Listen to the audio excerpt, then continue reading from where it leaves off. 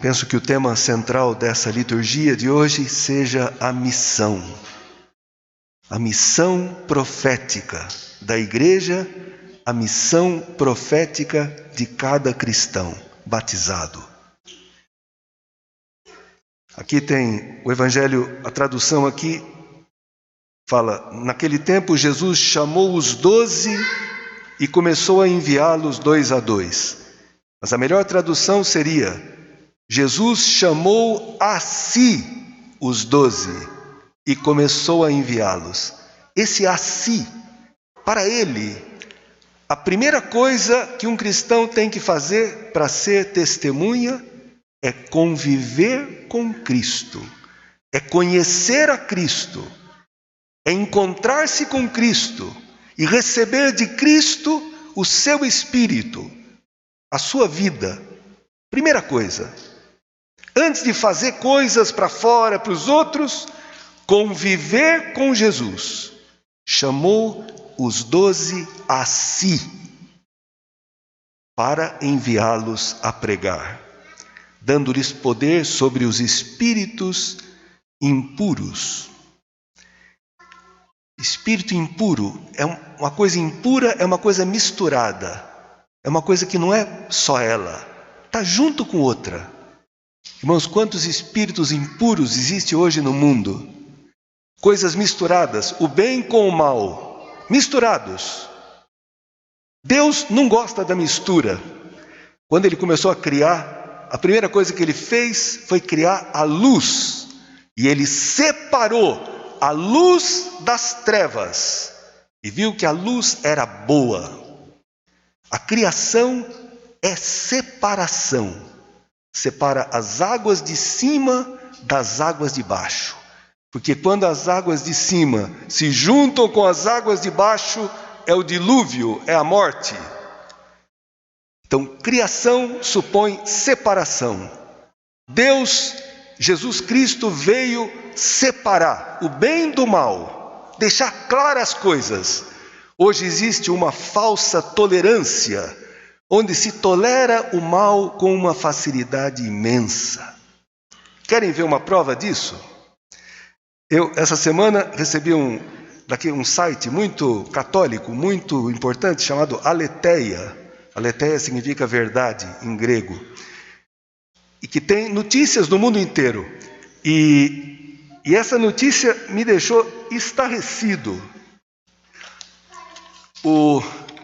As estatísticas dizem, de órgãos competentes de pesquisa, que do começo da pandemia, 18 meses, até agora, morreram 4 milhões de pessoas no mundo. 4 milhões de pessoas no mundo, em 18 meses, morreram pela Covid-19. Vocês sabem quantas crianças, quantos fetos foram abortados de janeiro desse ano, 2021, até julho? 22 milhões. 4 vezes mais o número de... E todo mundo fica escandalizado com as mortes pela Covid. E a gente não se escandaliza com os abortos, com os métodos anticoncepcionais que são abortivos e que muitas pessoas usam tranquilamente, e com a pílula do dia seguinte, que é abortiva. E os jovens vivem muitas vezes a sexualidade assim de qualquer jeito, sem responsabilidade, sem... Isso, irmãos, é espírito impuro. É uma coisa que vai sendo assimilada pelos filmes, pela cultura, pela literatura, pela mídia, e as pessoas vão, de repente. Por isso que Jesus falou para não levar 2 túnicas. Interessante isso, né? A túnica, a roupa, é a tua identidade. Um cristão não pode ter 2 identidades. Tem que ter uma só. Você é filho de... A túnica batismal, você é filho de Deus. Você não pode vestir uma túnica de filho de Deus e viver como um filho do demônio.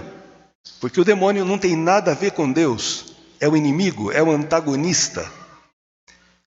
Não leveis 2 túnicas, uma só. A túnica do batismo. Tá bom, mas vamos ver então. Jesus começa a enviá-los 2 a 2. Interessante isso, irmãos. Primeiro porque o primeiro testemunho é da comunhão, do amor. E não dá para amar alguém estando sozinho. Tem que estar em 2. Então, o primeiro testemunho é o amor daqueles 2 que se perdoam, se suportam, se ajudam, um corrige o outro, e os 2. Primeira coisa, Jesus enviou 2 a 2. Não enviou 1 a 1. E hoje cedo eu escutei uma interpretação linda desse 2 a 2. Na Eucaristia, eu me uno a Cristo e saio da missa com Cristo, em 2. E vou com Cristo para casa, vou com Cristo para o trabalho, vou com Cristo para a universidade, vou com Cristo onde eu for. Não sozinho, com Cristo, em 2. Onde 2 ou 3 estiverem reunidos no meu nome, eu estou no meio deles. Deus ama a comunhão, e a nossa comunhão é com Jesus Cristo. Por isso que eu não posso perder a missa. Como é que eu vou deixar de estar junto com Cristo? Como é que eu vou amar sem Jesus Cristo? Como é que eu vou perdoar sem Jesus Cristo? Como é que eu vou ter liberdade de ir contra? Muitas vezes, irmãos, se você é cristão, se eu sou cristão, eu vou ter que ir contra a corrente. Vou ter que ir na contramão. Porque o mundo muitas vezes vai num caminho de morte e parece que vai levando todo mundo. E é mais fácil seguir todo mundo, né? Não vou ser criticado, ninguém vai pegar no meu pé, ninguém vai me perseguir. Não, mas eu tenho que ir na contramão. Porque Cristo foi na contramão. Então, ele recomenda que não levassem nada para o caminho, a não ser um cajado, nem pão, nem sacola, nem dinheiro na cintura. Um cajado. O cajado é um símbolo tão rico. Primeiro é símbolo da cruz, do poder de Deus. Foi com o cajado que Moisés abriu o Mar Vermelho. Foi com o cajado que ele transformou numa serpente e venceu as serpentes lá do faraó.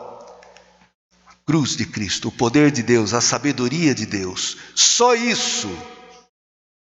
Cristo, impressionante. A igreja vai, os evangelizadores vão despojados daquilo que para o mundo é importante. O dinheiro, o poder, né?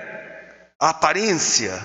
Nada, vão com o cajado. O cajado também é um símbolo do pastor. O cajado tem normalmente o báculo do bispo, né? Aquele pau que o bispo leva nas celebrações, tem uma curva em cima e uma ponta embaixo. E serve para cutucar os muito lentos, né? Dizer, vamos em frente. Agora, nesse tempo de pandemia, quantas pessoas se acomodaram, se instalaram, né? Não vêm mais à missa. Estão fechadas no seu medo ou na sua preguiça, não sei. Porque é cômodo ficar em casa. E o cajado do pastor cutuca e fala, opa, vamos em frente. E talvez aquela parte de cima serve para segurar os mais afoitos, os que correm demais, né? E os que estão também dispersos, trazê-los de volta, né? Então, o cajado tem essa riqueza de simbolismo.